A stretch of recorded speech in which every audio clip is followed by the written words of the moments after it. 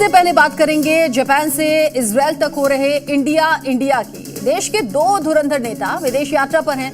प्रधानमंत्री नरेंद्र मोदी इजरायल में हैं और यूपी के मुख्यमंत्री योगी आदित्यनाथ सिंगापुर के बाद अब जापान पहुंच चुके हैं। इजरायल के दौरे पर प्रधानमंत्री मोदी 9 साल बाद गए हैं। ऐसे वक्त पर जब अमेरिका और ईरान के बीच युद्ध के हालात बन रहे हैं और ट्रंप के टैरिफ वॉर से दुनिया भर में टेंशन है, तब मोदी का इजरायल दौरा भारत को नई ताकत देने वाला है। वहीं योगी आदित्यनाथ उत्तर प्रदेश को आर्थिक रूप से ताकतवर बनाने के लिए जापान से निवेश लेकर आ रहे हैं। मोदी और योगी के चलते इजरायल और जापान में माहौल भारतमय हो गया है।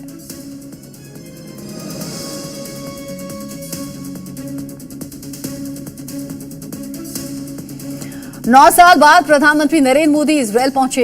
ऐसे वक्त में जब इजरायल अमेरिका बनाम ईरान चल रहा है, युद्ध के हालात बन रहे हैं, ऐसे वक्त में पीएम मोदी का इजरायल दौरा इंटरनेशनल डिप्लोमेसी के लिहाज से बेहद इंपॉर्टेंट है। ये रिपोर्ट देखिए और समझिए प्रधानमंत्री मोदी का इजरायल दौरा कैसे दोनों देशों के रिश्तों को एक नई ऊंचाई देने वाला है।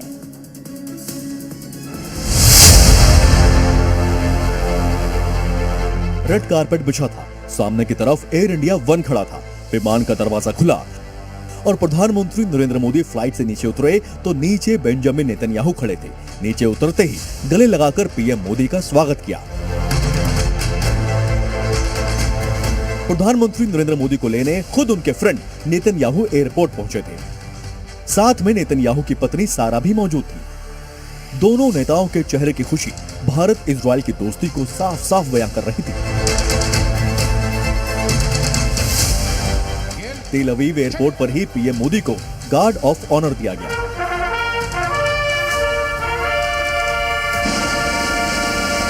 1.5 घंटे प्रधानमंत्री 4:30 बजे से 6 बजे तक, यानी इजरायली वक्त के मुताबिक 4:30 बजे से 6 बजे तक रहेंगे इजरायली संसद में, जहां पर न सिर्फ उनका संबोधन होगा बल्कि जो इजरायल के अलग अलग पार्लियामेंट्रियन हैं, अलग अलग लीडर्स हैं, उनसे प्रधानमंत्री की मुलाकात होगी। और इसके बाद जो है बेंजामिन नेतन्याहू ने एक डिनर का आयोजन किया है प्रधानमंत्री नरेंद्र मोदी के सम्मान में, तो उस डिनर में शामिल होंगे।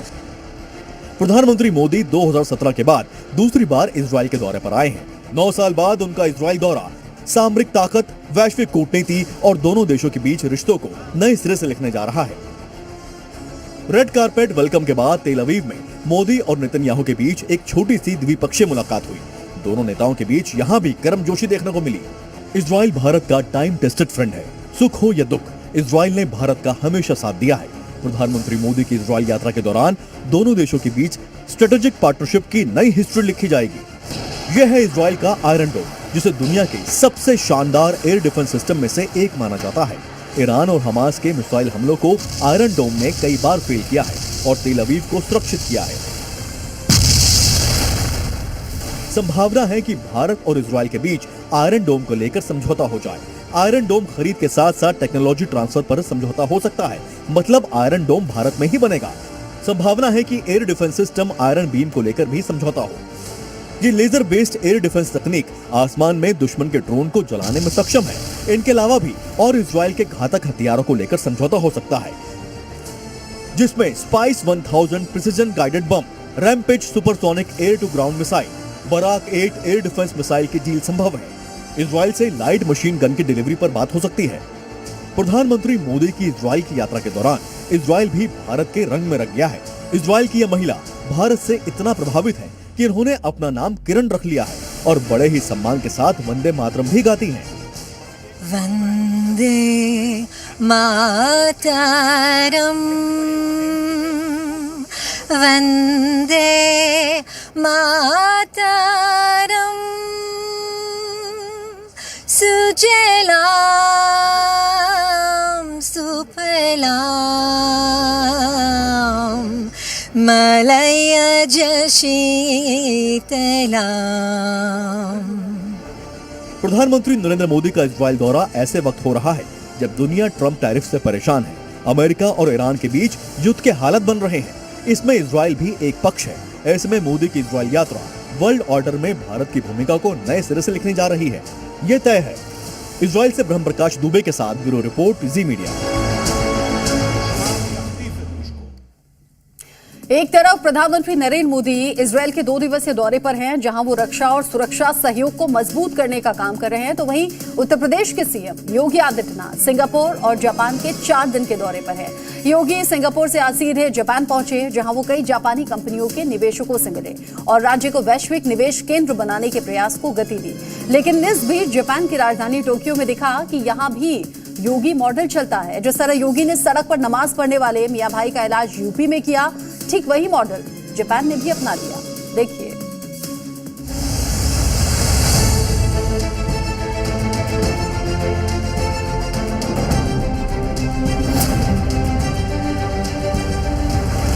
यह संबंध सूर्य की प्रथम किरण से प्रारंभ होकर के और सूर्यवंश की राजधानी उत्तर प्रदेश को एक आत्मीय संवाद के साथ जोड़ती है।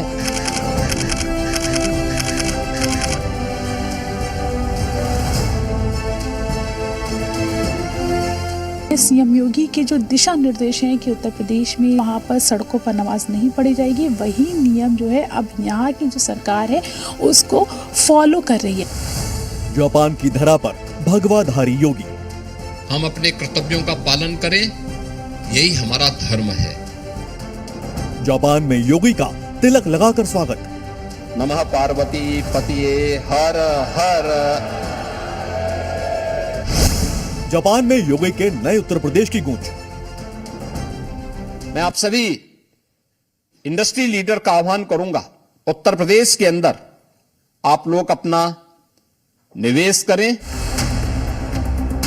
बेशक उत्तर प्रदेश के मुख्यमंत्री योगी आदित्यनाथ पहली बार जापान के दौरे पर हैं, लेकिन उनके मॉडल की छाप वहां पहले से ही मौजूद है। योगी उत्तर प्रदेश को वैश्विक निवेश का केंद्र बनाने की दिशा में कदम बढ़ा रहे हैं। उत्तर प्रदेश के अंदर हम लोगों ने जो एक तंत्र विकसित किया है, उस माहौल का लाभ लेने के लिए मैं आज आप सभी को वहां पर आमंत्रित करता हूं।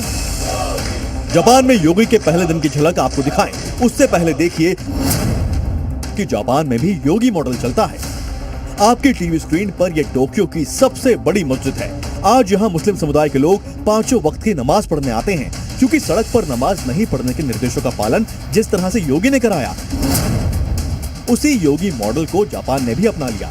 क्योंकि जापान में नमाजियों ने हद पार कर दी थी, जहां चाहते थे वहीं चादर बिछाते थे और नमाज पढ़ने बैठ जाते थे। इसके खिलाफ जापान में आवाज तेज हुई। जापानी नागरिक सड़कों पर नमाज पढ़ने के विरोध में आ गए, सड़कों पर प्रदर्शन किए गए। तब जापान सरकार ने योगी मॉडल को अपनाया और अब देखिए मस्जिद के अंदर नमाज पढ़ी जाती है। अब जापान में सड़कों पर नमाज नहीं होती।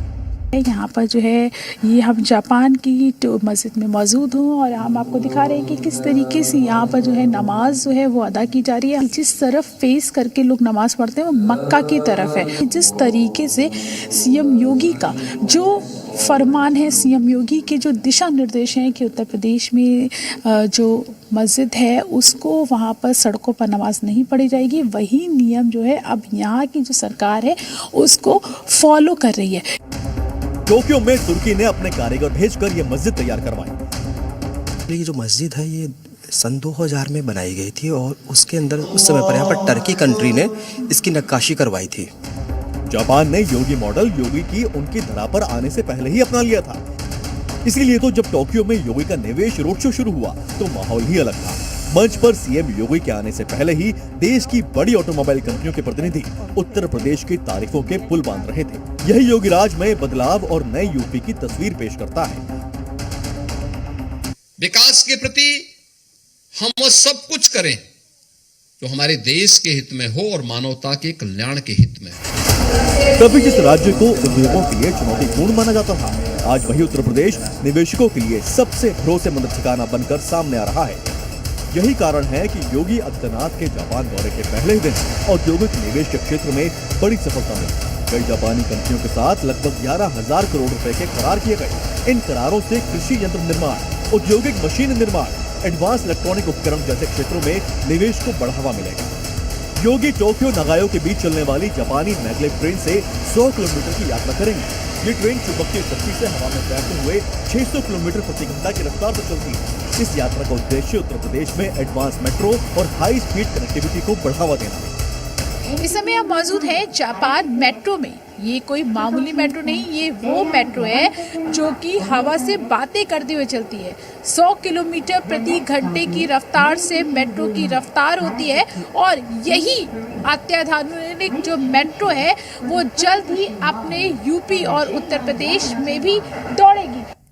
देश में हिंदू मुसलमान की राजनीति अब तक सिर्फ मंदिरों और मस्जिदों तक ही सीमित थी, लेकिन अब ये लड़ाई खेल के मैदान तक जा पहुंची है। क्रिकेट ग्राउंड में जहां पर सभी खिलाड़ी जात पात और धर्म को भूलकर सिर्फ तिरंगे के लिए खेलते हैं, अपनी मेहनत से टीम को वर्ल्ड चैंपियन बनाते हैं, उसी क्रिकेट में अब धर्म वाला खेल शुरू हो चुका है। मौलानाओं और कुछ नेताओं ने क्रिकेट में धर्म वाली नफरत घोलने की कोशिश की है। कैसे इस नफरती खेल में टीम ओवैसी फ्रंट फुट पर खेल रही है, रिपोर्ट देखिए और समझिए।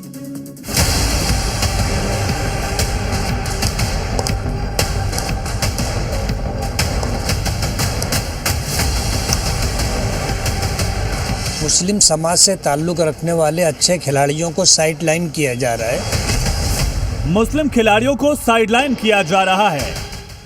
अभी जो रिजल्ट आया, अभी टीम अपनी हारी, उसका कारण यही है कि मुस्लिम अच्छे खिलाड़ियों को आपने बिठा करके रखा। अच्छे मुस्लिम खिलाड़ियों को बिठा दिया। इसमें कोई दो राय नहीं है कि मुस्लिम खिलाड़ियों को कहीं ना कहीं इग्नोर तो किया जा रहा है। सिफारिश पर लोग आए, मौका दिया। खेल के मैदान में जहां सभी खिलाड़ी जात पात और धर्म को भूलकर सिर्फ तिरंगे के लिए खेलते हैं, अपनी मेहनत से टीम को वर्ल्ड चैंपियन बनाते हैं, उसी क्रिकेट में अब राजनीति ने धर्म वाला खेल शुरू कर दिया। टीम वर्ल्ड कप में एक मैच क्या हारी, मौलाना और कुछ नेताओं ने क्रिकेट में धर्म वाली नफरत घोलने की कोशिश की, आरोप लगाए। जानबूझकर मुस्लिम खिलाड़ियों को बाहर किया जाता है, टीम में मुस्लिम खिलाड़ियों को मौका नहीं दिया जाता और यही वजह है आज टीम इंडिया हार रही है।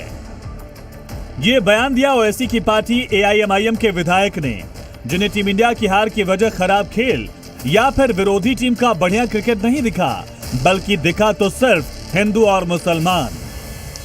मुस्लिम समाज से ताल्लुक़ रखने वाले अच्छे खिलाड़ियों को साइडलाइन किया जा रहा है। मुस्लिम खिलाड़ियों को साइडलाइन किया जा रहा है, जिसकी वजह से अभी जो रिजल्ट आया, अभी टीम अपनी हारी, उसका कारण यही है कि मुस्लिम अच्छे खिलाड़ियों को आपने बिठा करके रखा और सिफारिश पर जो लोग आए उनको आपने मौका दिया।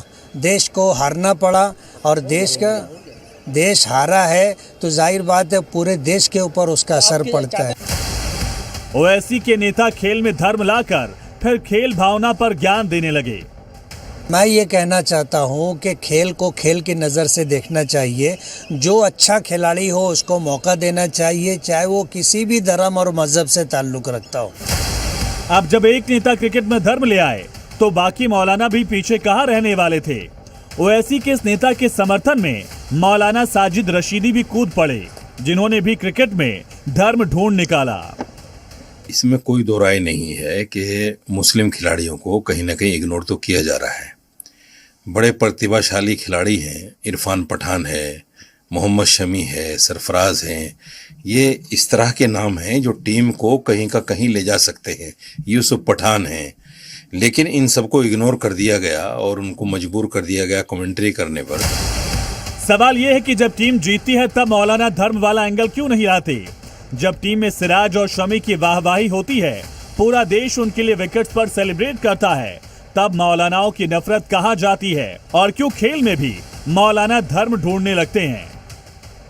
ब्यूरो रिपोर्ट, जी मीडिया। जहां अवैध कब्जा वहीं पर बुलडोजर, भूमाफियाओं की बुरी नजर अब सनातनी जमीन पर पड़ गई है। जहां कुंभ होना था वहां पर घर बना दिए गए। हरिद्वार से लेकर उज्जैन तक सनातनी जमीन पर अवैध कब्जे के खिलाफ मेगा डिमोलिशन हुआ है। ये रिपोर्ट देखिए और खबर समझिए।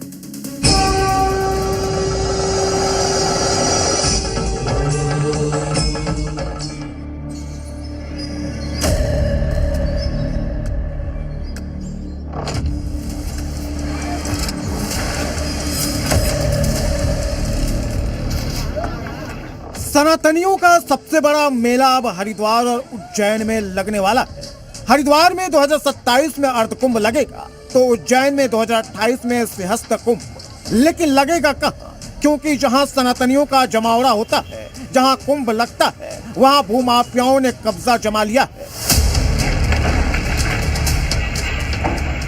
लेकिन अब कब्जाधारियों के ऊपर सनातनी बुलडोजर गरज रहा है। कब्जा की गई जमीन को बुलडोजर भूमाफियाओं से खाली करा रहा है। ये जो 4 मंजिला इमारत है ये भी सिंहस्थ की जमीन पर बनी है। लोहे का ये जो भारी भरकम स्ट्रक्चर है जिसे बुलडोजर मिट्टी में मिला रहा है ये भी सिंहस्थ क्षेत्र की जमीन है।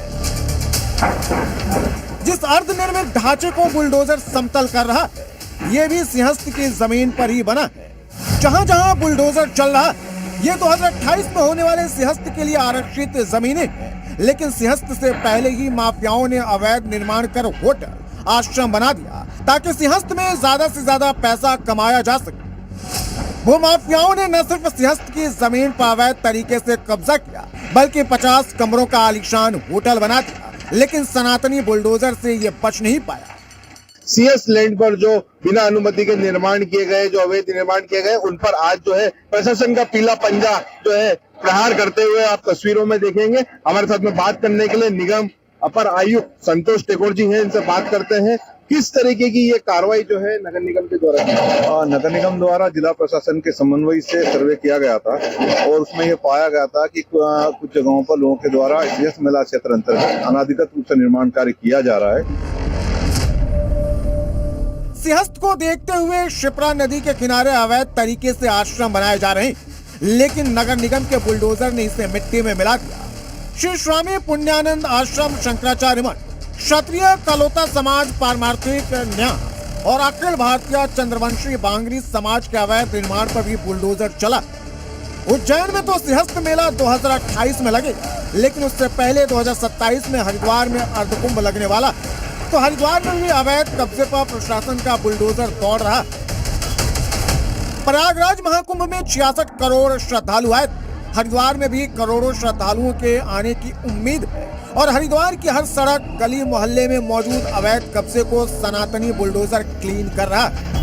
हमारा यही ऑब्जेक्टिव है कि कुंभ मेला भूमि जितनी भी है और साथ ही रेलवे स्टेशन, बस स्टैंड, हमारे मनसा देवी, चंडी देवी मंदिर के जो मार्ग हैं और साथ ही जो अपर रोड के आसपास की जो गलियां हैं जहाँ पर काफी भारी संख्या में भीड़ अपेक्षित है कुंभ मेले में, वहाँ पर हम अतिक्रमण को शून्य करें।